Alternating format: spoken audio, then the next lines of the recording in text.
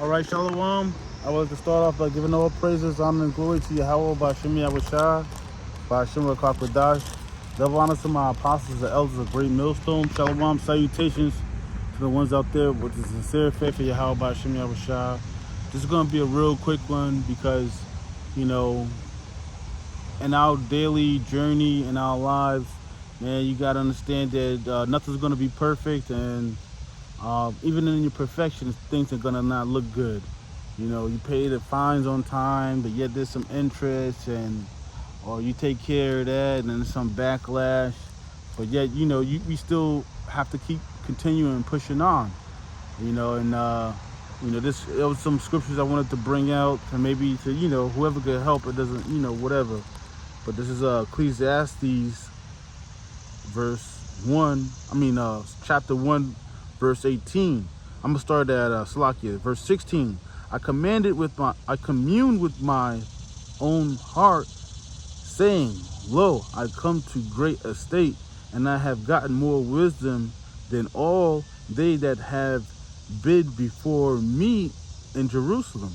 Yeah, my heart had great experience of wisdom and knowledge. All right, and that's what's going on with us today. We got great experience and knowledge. We try to do things perfectly, but it's just not going to happen, okay?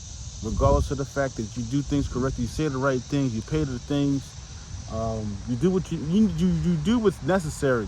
But Yahweh Shem Yahweh Shai would just, give you a shit sandwich, so to speak, every now and then to let you know, like, who you truly are, okay? We go through these things for a reason, to get ahead and build up our, to build up our strength and faith, and also keep us in remembrance of who we are.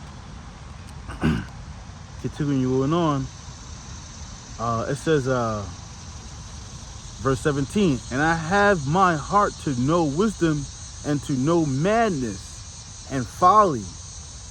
I perceive that this also is vexation of spirit.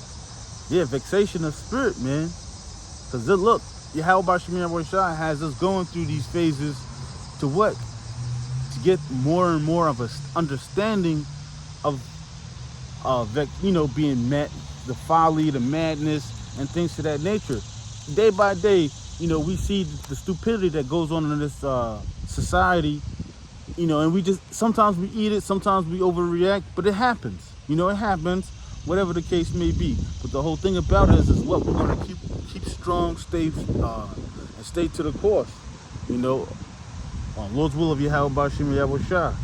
It says, for in much wisdom is much grief. Verse 18.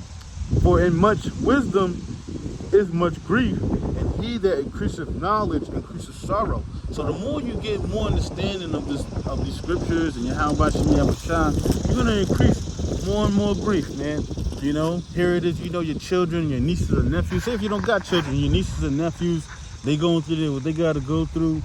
Yet, it's like, you don't want that to happen, but you got to be upon, good mental behavior, because you don't want to persecute the church. You don't want anybody to be able to blame the church. So you have to have good mental practice so you can get ahead and constantly exercise the scriptures. That's what this thing is about. Exercising the scriptures and then giving your abundance to the elect. Because this is not for everybody. Not everybody's going to get this. And the elect is totally fine with that. Because it's not meant for everybody. Okay? It says, can two be together except they be agreed? If we don't agree on one thing, especially like certain things like slavery, payback, betrayal, we can't rock together. That's not how it works.